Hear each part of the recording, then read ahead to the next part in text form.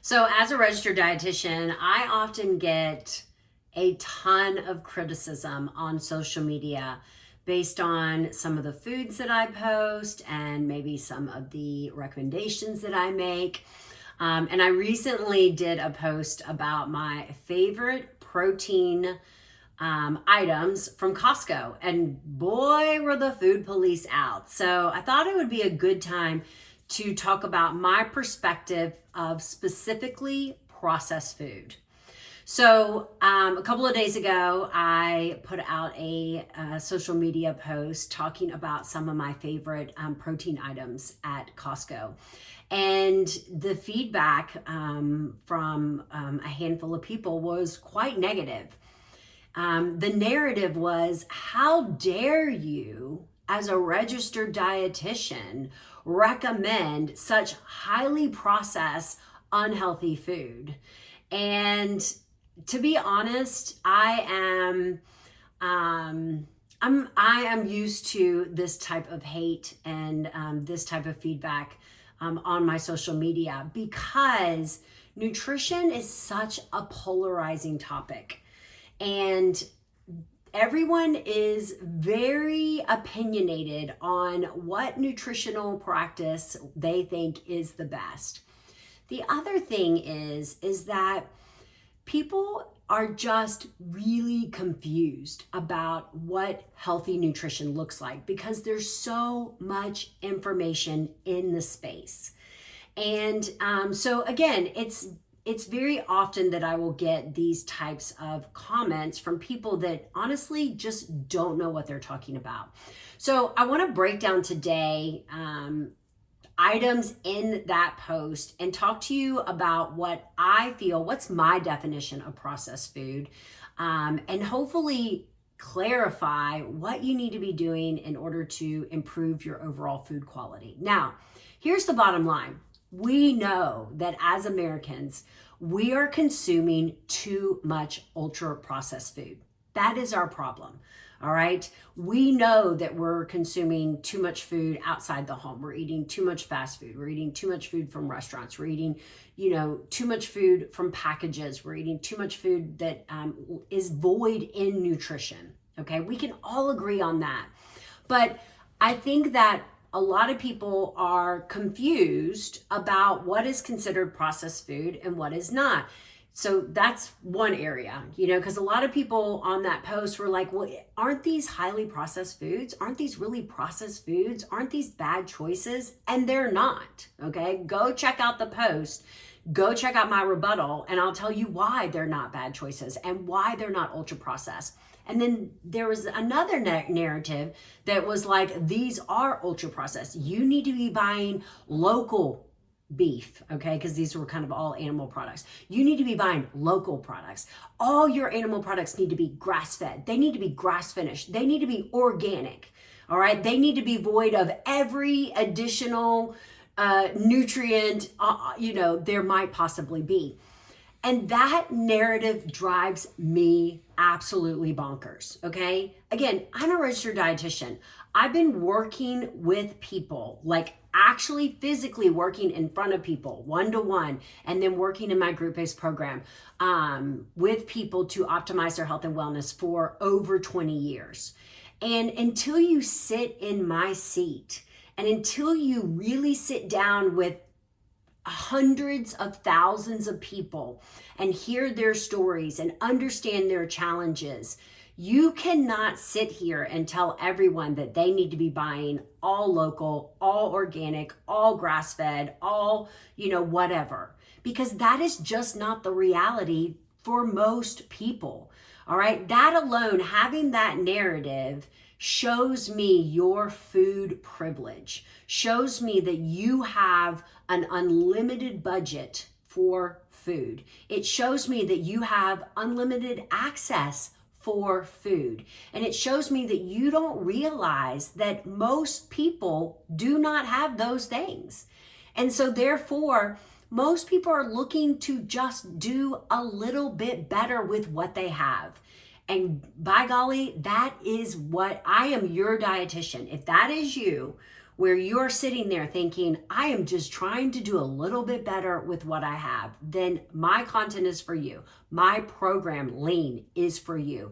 That is my ideal client, okay? If you are already sourcing all your food locally, organic, grass-fed, you never eat out, you never have a sweet treat, then congratulations. You are way ahead of everybody else, all right? And you don't need to shame us for our food choices based on where you are. And that's kind of what it comes down to. So again, I recognize that most of the people that I work with do not have easy access to locally sourced, grass-fed, grass-finished, all organic. They don't have time to go to the farmer's market 3 days a week. Again, they got to go to the grocery store, they got to get food, they got to get home, they got to feed their family. All right. Now, I will always say in the long run, we all want to get there.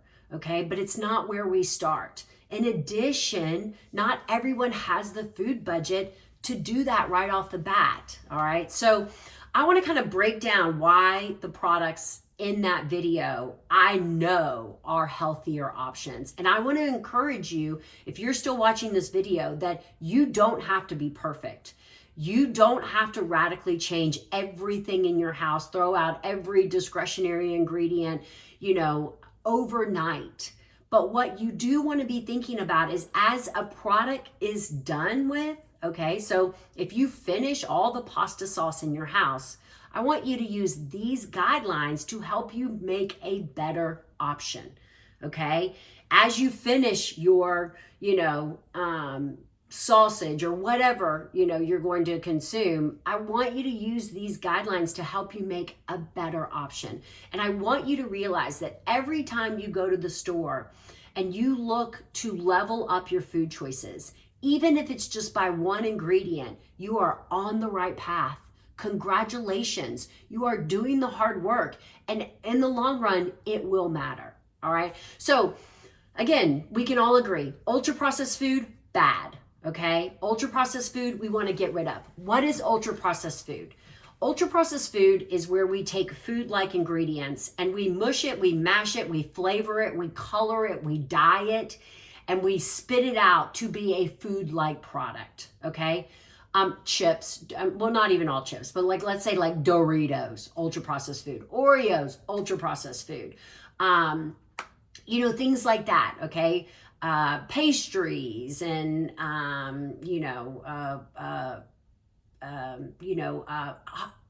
discretionary hot dogs, things like that, okay? Ultra-processed food, those are the things that we want to look at. Ultra-processed food would also be like eating at a restaurant, eating at a fast food restaurant. All right. Again, there are food-like products there. You do have the ability to make better choices, but a lot of those products are going to be lacking in nutrients, okay? And they're going to be, layered with a lot of unhealthy ingredients, okay? So when I'm looking for a food product, I kind of have, I like to look at my food products in kind of two categories, okay? Because not all healthy food is good for you, all right? There's a lot of healthy food out there that has really good ingredients in which the macros are horrible. So I like to look at a food product in respect to its macronutrients. What are its calories? How much fat does it have? How much carbohydrate? How many grams of protein? All right? And then I also want to look at what's the ingredient list. All right, what is used to make this product? The biggest misconception is that everything that comes in a package is ultra processed. Okay, it's not. All right, most things in a package are ultra processed, but there are a lot of products out there that are going to be beneficial for you to stock in your pantry, use in your refrigerator, that I would consider minimally processed. Okay, and that's what we're talking about here. We're talking about processed food. Yes. You can go to the store and buy a whole chicken and roast it yourself. Yes, you can go to the store and buy hamburger meat and, again, whole foods and make these products yourself. But when you're looking for other products that you need to, throw in the or throw in the stove, these are good options, all right? So the first thing I look at is macronutrients. I want to look at basically the carbohydrate, I want to look at the calorie to protein ratio. I want to look at the protein to carbohydrate ratio. I want to look at the carbohydrate to fiber ratio. I'm kind of looking at everything. Okay, when we're talking about weight loss, when we're talking about managing a healthy body, when we're talking about managing blood sugar regulation, those are the things that matter the most. All right, I don't want to sacrifice my protein needs, because protein is the most important macronutrient for weight loss. You really need to be aiming for somewhere between 20 to 40 grams of protein every meal, 3 times a day. So let's say 30 grams. So when I'm looking at something that I'm going to eat for breakfast, I want it to be 30 grams of protein, but I don't want it to be 30 grams of protein for 800 calories. Okay, I want it to also be calorically appropriate. So what I teach my clients in my lean program is every meal should be about 30 grams of protein, and every meal should be about 500 to 600 calories, okay, give or take. I mean, obviously, if you're a male and you're active, you could probably have more. If you're a petite, very small, lean woman, you may need a little less, but I think that that's a really good place to look at, 500 to 700 calories per meal. So that's kind of what I'm looking at. Okay, what's the protein to calorie ratio? I'm also going to look at, carbohydrates, sugar, and fiber. I'm always looking for products that have a lot of fiber in them. All right, I'm looking for products that are, moderate to low in carbs. I teach my clients that you want to do about 50 grams of carbs or less per meal. Okay, so again, if I've got a product that I pick up, the calories are good, but the carbs are through the roof, then I'm going to try to find a better alternative. If you want to learn more about macronutrients, macro balance, what your macronutrients should be, what your protein goals should be to optimize your health and wellness and to see weight loss results, then you need to join my lean program, because I provide a ton of education regarding that. I also have a free macro guide on my website. I'll tag it in the comments of this video below. So nutrition, macronutrients is what I'm looking at. Now, I'm also looking at ingredients, okay? When I look at ingredients, so a couple of things about ingredients. Number one, ingredients are listed in the order of the amount that they are present in that food, okay? So if I buy a chicken sausage, which we're gonna talk about, I'm gonna use this as an example. If I buy a chicken sausage, I want the first ingredient to be chicken. Okay, I want this product to be mostly chicken. So looking at the order in which things are. When you look at ingredients, and I think that that's important to think about, because not every food is perfect and every food doesn't have to be perfect. But if it has a lot of discretionary ingredients at the very top, put it away. Okay, find a better alternative. But if it has maybe 1 or 2 discretionary ingredients at the bottom, look for a product that doesn't have any discretionary ingredients, but also understand that that product is probably better than something else on the shelf. So again, it's always about doing a little bit better than what you were doing. All right, you finish your pasta sauce. The pasta sauce that you buy is made with a seed oil, which is not ideal. So the next time you go, you look for a pasta sauce made with olive oil, made with avocado oil. It's a step in the right direction. All right, so listed from most to least. The next thing I look at is I just simply want to be able to read the ingredients. All right, I want to look at the ingredients and say, I know what parsley is. I know what salt is. I know what, garlic is. If I start to come across words like, and I'm just going to like make up words, okay? Like sodium hydroxide benzenate proxenate, okay? I mean, what is that? I don't have that in my pantry. I don't have that in my cabinet. All right. I mean, obviously it's probably something that's been added to the product to help preserve it, create shelf life, whatever it may be. But the more products that I read, the more items that I read on that ingredient list that aren't found in my pantry, that I don't know what they are, the more processed it is in my mind. Okay. Now, there are occasions, again, you might see 1 or 2 words that you're like, that looks a little fishy. Again, a lot of times those things are used for preservation. Find a product without them, absolutely. But if you find something that has one or two of those discretionary words, it's a heck of a lot better than something that has 20 discretionary words, okay? So simplification of the ingredient list. Just because it's in a package does not make it processed, all right? This is what, again, blows my mind. And this is where I think people get really confused, because they hear the narrative right now is we got to get rid of processed food. We got to get rid of processed food. So they think they got to go buy, all the ingredients separately. You got to make your own bread. You got to make your own sauerkraut. I mean, again, the narratives is like you got to buy everything from scratch and you got to make everything from scratch. And yes, that again is where we want to go. But I promise you, it is not going to happen overnight. We have a lot of things that need to change in our society to get us back to that place, which is what we did decades ago. Okay. So you can find products that are, and even companies that value quality products that are making them for you. Okay. So let's use this as an example. This is a chicken sausage from the company Amy Lou. I love Amy Lou. They really work to source quality ingredients. Most of their products are chef's kiss. Absolutely zero wrong with them. Occasionally they use a seed oil here and there. Occasionally there's a preservative here and there, but it's very limited, okay? And the good thing is that like once you find a company that values quality, then okay, well, most of these products are gonna be good. Like I don't have to think about it. Like this is what I lean on. They make an Italian meatball that is phenomenal. All right. Meatballs are one of the most highly processed foods in the protein category in your freezer section. Okay. I want you to find Amy Lou's meatball. Okay. I actually have some in my freezer. Maybe I'll run and grab them. And I want you to grab just a traditional Italian meatball out of your freezer, and I want you to compare the ingredients. It is night and day.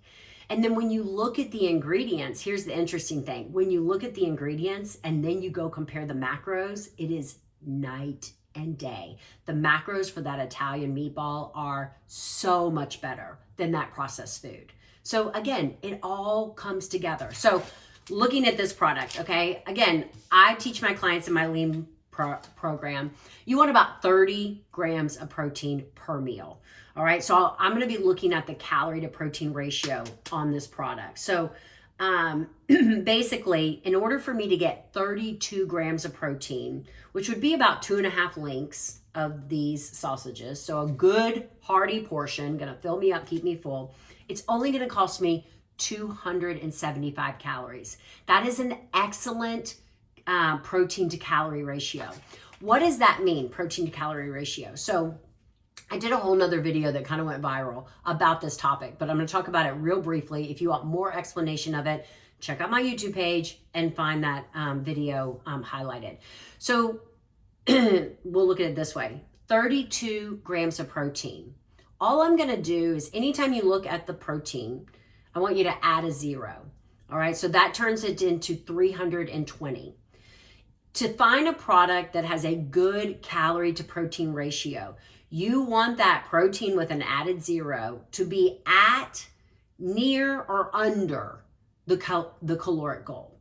All right, so the fact that 320 is more than 275 makes this an excellent protein to calorie ratio. All right, now, if I had 32 grams of protein, I added a 0, 320, and it cost me 400 calories or 500 calories, that is not a good protein to calorie ratio. It is ultimately too many calories for your protein needs.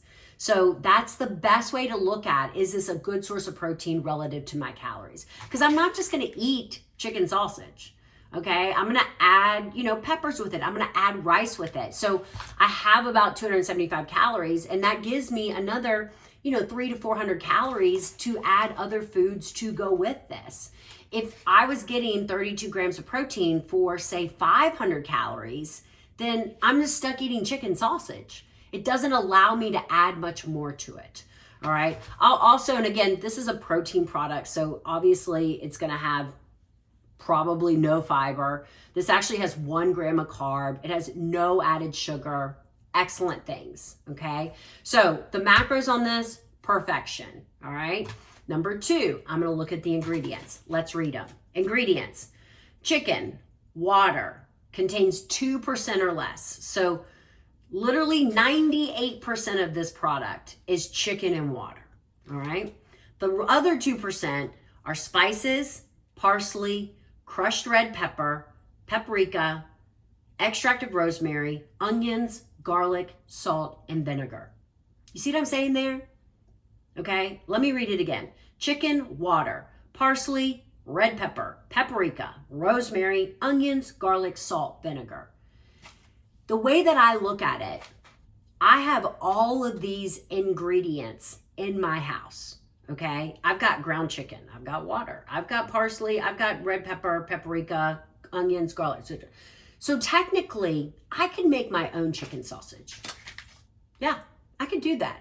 All right, if they gave me the recipe, I could make it. All right, it doesn't say anything about sodium benzoate, and there's not any ingredients that I don't have. Therefore, in my mind, this is a minimally processed food. Minimally processed.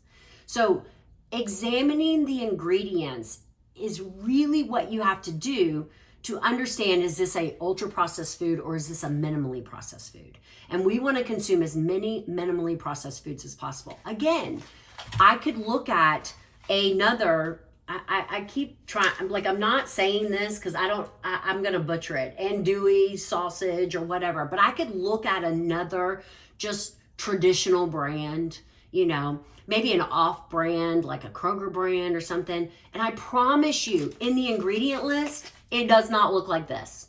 Okay. It has a lot of chemicals and processed food ingredients. Okay. That you probably don't want. It probably has dyes. It has, colorings. It's got, all the things that we're trying to avoid. This does not. So that's what I want you guys to think about when you're thinking about using less processed food. All right. Just because it's in a package does not make it processed. All right. And just because it is considered organic or healthy or grass-fed or grass-finished or any of these buzzwords doesn't make it good for you. Okay. So it kind of goes both ways. So you really have to examine, when you're sourcing your food, the nutritional content of it, in addition to the ingredients there is. So I hope this helps to kind of define what I see as ultra processed food versus minimally processed food. I'm sure there's people out there that will disagree with me. I'm sure there's people out there that will say, no, Amanda, you are wrong. This is ultra processed, and that's fine. All right. But again, you are not working with the population that I'm working with. Okay. And that narrative where you're making it so hard, so unattainable for so many people, is why people do nothing. That's what I'm trying to get across to people. Okay. People are paralyzed. They choose to do nothing because they're overwhelmed with what they think they have to do to be successful. When in reality, it is literally about being 1% better every single day. In reality, it is about every time you finish a food item, looking for something a little bit healthier. Okay. So if you found this information beneficial, please comment below, subscribe to my channel, share this with your friends and family. If this resonates with you, I want to work with you. Okay. Join my Lean program. It's a 7-week online program, super comprehensive. Me, my team, we're going to work one-on-one through my free private app. Tons of resources, tons of suggestions like these, tons of family-friendly, easy recipes that are going to be macro-friendly, that are going to be minimally processed, that you can learn to make at home, all the things. I want to work with you.